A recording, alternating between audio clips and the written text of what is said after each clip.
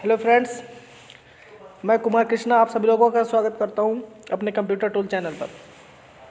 जैसा कि फ्रेंड आगामी परीक्षा जो हमारी आने वाली है उनके लिए ये वेरी वेरी इंपॉर्टेंट, ठीक फ्रेंड। तो ये आरआरबी गुवाहाटी 1992 के जो आए हुए प्रश्न थे उनका हम आज रैपिड फायर लेकर आए हैं, यानी कि जीके का रैपिड फायर लेकर आए हैं। इसलिए आप देखना ना भूलें, ये हमारा पार्ट 1 है, इसलिए आप डेली एक पार्ट मिलेगा आपको आरआरबी गुवाहाटी का। कल ऐसे ही मिलेगा आपको आरआरबी कोलकाता 1992 का कराऊंगा, ठीक फ्रेंड। तो इसलिए आज का पहला क्वेश्चन जो हमारा स्क्रीन पर है आपका ये रहा। आपसे पूछा जा रहा है कि जो जनगणना होता है हमारा किस सूची के अंतर्गत आता है। आपको बता दिया जाए कि कमेंट में आप बताइए कि जनगणना कितने वर्ष में कराई जाती है, ठीक फ्रेंड। और जनगणना किसके काल से कराई जाती है आपको ये कमेंट करना है। तो यहाँ पर क्वेश्चन क्या बनता है, जनगणना किस सूची के अंतर्गत आता है, तो आपको ये बताना है। तो जनगणना हमारा किस सूची के अंतर्गत आता है, हमारा वो आता है संघ सूची के अंतर्गत। किसके सूची के अंतर्गत? संघ सूची।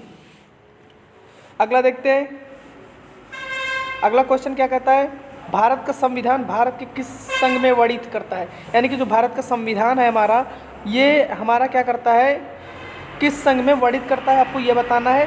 तो किस संघ में वर्णित करता है ये हमारा बताना है आपको। ये हमारा आंसर होगा इसका राज्य संघ। क्या होगा? राज्य संघ, यानी ऑप्शन नंबर फर्स्ट। अगला देखते हैं क्वेश्चन क्या कहता है हमारा। अगला वेरी वेरी इंपॉर्टेंट, जो हमारा फिश होता है, मछलियों, ये उनका यकृत यानी लीवर में उसके तेल जो ऑयल होता है, उसके ऑयल में कौन सा विटामिन प्रचुर मात्रा में पाया जाता है, आपको ये बताना है। मछलियों के जो यकृत होता है उसका तेल में कौन सा विटामिन होता है, विटामिन हमारा होता है कौन सा? D. Option number 2 is the right answer, after vitamin D.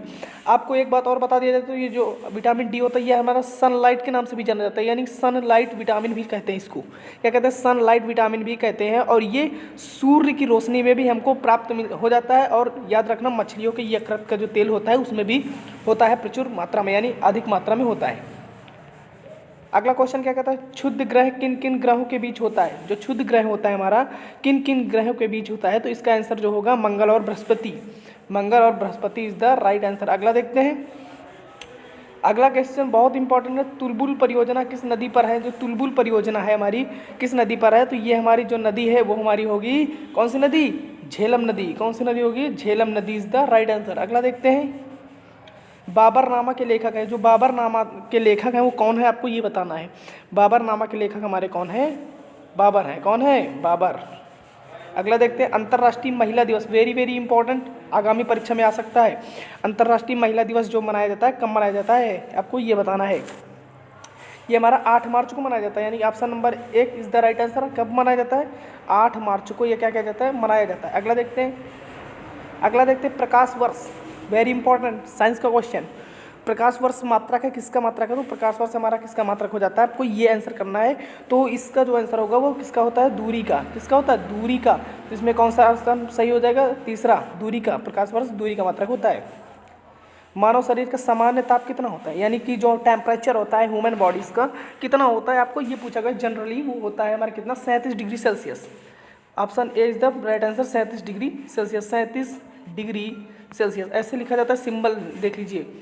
अगला देखते हैं, अंतिम मुगल सम्राट कौन था। अंतिम मुगल सम्राट आपसे पूछा गया है कि अंतिम मुगल सम्राट हमारा कौन होता था, बताइए। आपको बताना है अंतिम मुगल सम्राट जो था कौन था, वो हमारा बहादुर शाह द्वितीय था। कौन सा था? बहादुर शाह द्वितीय, यानी कि दूसरा नंबर सही होगा। अगला है, भारत छोड़ो आंदोलन का नारा किसने दिया था। भारत छोड़ो आंदोलन का नारा किसने दिया था? महात्मा गांधी ने दिया था। किसने दिया था? महात्मा गांधी ने दिया था। अगला देखते हैं, ये फिजिक्स में हमारी राशियाँ होती हैं, जैसे जो हमारी राशियाँ होती हैं उनकी संख्या पूछा गया तो उन राशियाँ कितनी होती है? 12 राशियाँ होती है। कितनी राशियाँ होती है? 12 राशि। आपको ये बताना है कि जो हमारा द्रव्यमान होता है ये किसका मात्रक होता, द्रव्यमान का मात्रक क्या होता है, कमेंट में करना है आप। अगला क्वेश्चन कहता है एंजाइम। एंजाइम मूल रूप से है, जो हमारा एंजाइम होता है वो मूल रूप से क्या होते हैं, वो हमारे क्या होते हैं? प्रोटीन होते हैं। क्या होते हैं? एंजाइम हमारे क्या हुआ करते हैं? प्रोटीन होते हैं। अगला देखें, सौरमंडल का सबसे चमकीला ग्रह, सौरमंडल का जो सबसे चमकीला ग्रह होता है वो हमारा कौन सा है? शुक्र है। कौन सा है? शुक्र। अगला देखते हैं, बिंदुसार किसका शासक था। जो बिंदुसार था वो किसका शासक था, आपको ये बताना है। बिंदुसार किसका शासक था, तो हमारा किसका शासक था? वो मौर्य वंश का शासक था। किसका? मौर्य वंश का शासक। अगला देखते हैं, लिंगराज मंदिर कहाँ स्थित है। लिंगराज जो मंदिर है वो हमारा कहाँ स्थित है, आपको ये बताना है। लिंगराज मंदिर हमारा भुवनेश्वर में पड़ जाता है। कहाँ पर पड़ जाता है? भुवनेश्वर।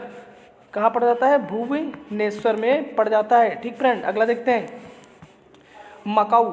मकाऊ की मुद्रा, मकाऊ में एक मुद्रा है, उसको क्या कहते हैं ये बताना। मकाऊ की जो मुद्रा है उसको क्या कहा जाता है? उसको हम पटाका बोलते हैं। क्या बोलते हैं? पटाका। आप कमेंट में ये बताना जो टाँका होता है ये कहाँ का मुद्रा होता है? टाँका जो होता है ये कहाँ का मुद्रा होता है? अगला है पृथ्वी का एकमात्र उपग्रह है। पृथ्वी का क्या उपग्रह है? आपको सभी को पता होगा। पृथ्वी का एकमात्र उपग्रह होता है क्या? चंद्रमा, यानी कि मून हो जाता है। इसका राइट आंसर क्या हो जाएगा? Moon is the right answer, यानी option number 3 is the right answer.